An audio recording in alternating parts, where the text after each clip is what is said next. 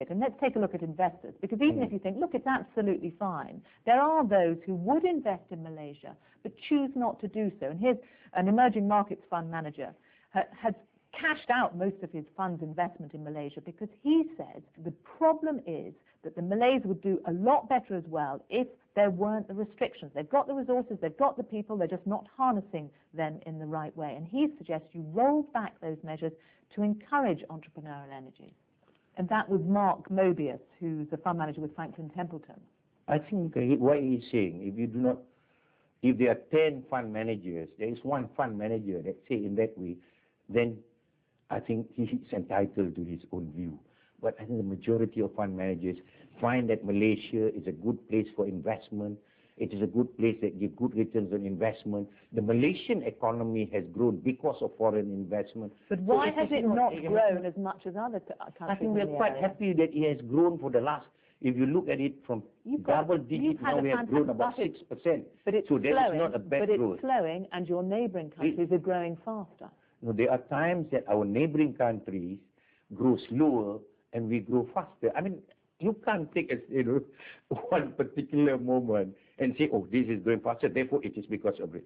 I can actually give all sorts of clarification if I want to on so many things. But I think you have to look at it. Has it succeeded in creating peace and stability, in generating prosperity among the races? Have we succeeded in trying to infuse culture out of our diversity? We are better off than many other countries. But my question is, will it continue to do so? I think it will. I'm not in the same position that you are, that look at it negatively. I'm a Malaysian. My love for my country, my commitment to my country, I would say yes. Okay. I'm not going to allow any foreigners to tell me, oh, this is going to break. No, I will not allow that. A recent survey on race relations in Malaysia found that 34% of those who were asked had never had a meal with citizens of other races. That the lives of different races within Malaysia are now so divided that you have different ways that they learn in separate schools, they eat separately, they work separately, they socialize separately. Does that worry you? Well, if that happens as the way you see, of course it worries us. That's why we have been addressing the racial issues. We talk about among ourselves. I do not know whether you realize or not. We talk about the danger of polarization, the danger of us looking at ourselves separately. Of course we tackle this problem, but we recognize it can exist. But we have got a desire of tackling those issues. It's not we are saying, trying to brush everything under the carpet and say, oh, it doesn't exist. What exists, we recognize. But why is society becoming increasingly divided? The Crown Prince of Perak makes the point that in his boyhood, that the different races mixed more freely.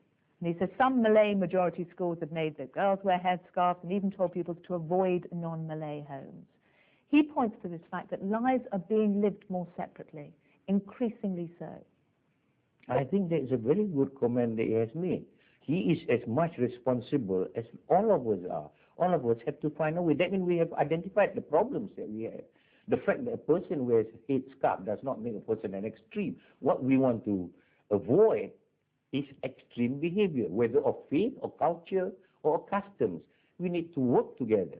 I think the most important thing, Sarah, if I can tell you, is to understand the issues and then try to address them. Not to look at the issues and say that, oh, it's getting worse. There is this problem, we need to tackle those problems. I'm not saying that there is no problem. There is the very thing that you are saying. Do you not accept that it's getting worse? Because I quote the Crown Prince to you. There's a prominent historian, Kukai Kim, says it's becoming increasingly difficult for the people of various ethnic groups to participate in common activity. No, I think this is what the Malaysians have addressed. All of us are talking about it. It's not something that is alien that you are telling me that this exists. We know that. But that's why we are taking steps. But do you not accept it's getting worse? No, I think race relations all over the world is getting worse. Polarization all over the world is getting worse. But it does not mean you should give up. We know it exists, but we want to take steps to overcome them. That's why our current government is giving the opportunity for everyone to talk about it and then try to provide solutions. One of the things that we have done in the Merdeka celebration is to make that sense of participation, that every race, because we know there is that problem of polarization, division, people go to Chinese school, go to Tamil school, they don't mix with each other.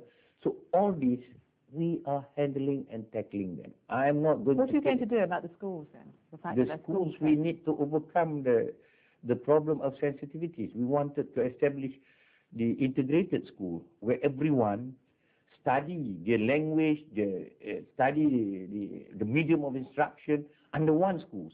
But here in this particular case, the Chinese, that's not one. They want a separate school of their own.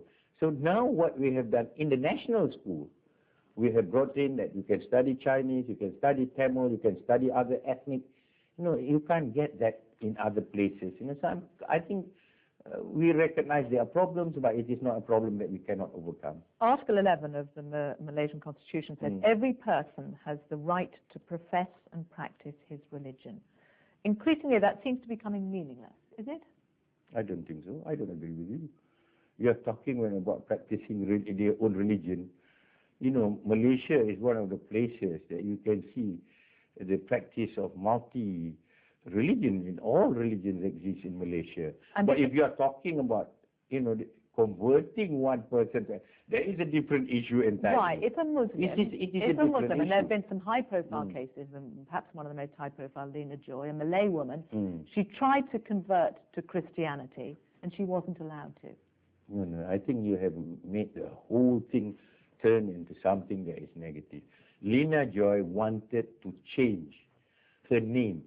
She was never not allowed to convert to Christianity or whatever religion that she has chosen. But a person is born with an identity card. There is a system that we have in Malaysia, the ID. And that ID you want to change, that creates problem. It's nothing to do with the fact that nobody has arrested her and forced her to become a Muslim, to come back or convert to become a Muslim. But the court decided on the basis that you cannot change your name in the ID. But she has got her own choice. She has made her own choice in wanting to be what she has chosen. I don't think we stop there. So anybody can convert. I mean, let's take the case of Ravati Masusai.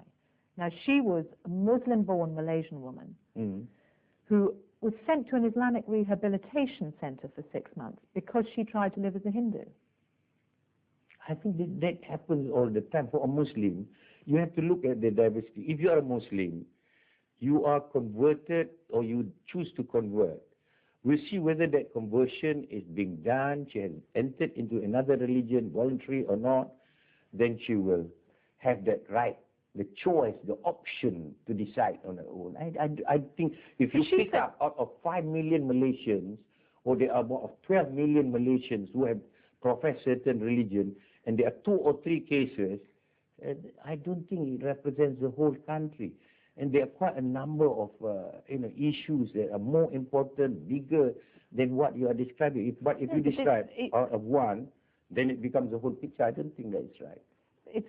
It's important because it shows what the state is doing. It shows how it could affect other individuals. I mean, if you take her case, why could she not practice as a Hindu? No, if she has decided, if ultimately she has decided to become a Hindu, that's up to her. But she had to go through what she described because she is a Muslim. 6 months rehabilitation. She says it was like a prison. They say it's a school, but it's actually a prison. Yeah, out of the how many Muslim women that got converted to Hindus? She comes out. She came out and she said that is what had happened. Have they proceeded against her? They have not proceeded against her. They want to make sure that she now has to live with her mother in order to see her child. To see her child, whether she has a child with the Hindu man. If you follow a certain religion, like you are a member of a certain club, you are subject to certain rules. When you want to get out of that club, then you must make sure you follow that rule in getting out of it. But nobody is going to stop anyone who so strongly profess a certain religion. They want to change to another religion. That's up to them. But it does create the misunderstanding between people, between religions. Malaysia, we have survived because we have kept that compartment rather than the various religions living, practicing our religion without interference. If you see in Malaysia, there are more, Malaysia practices more freedom than even in this country.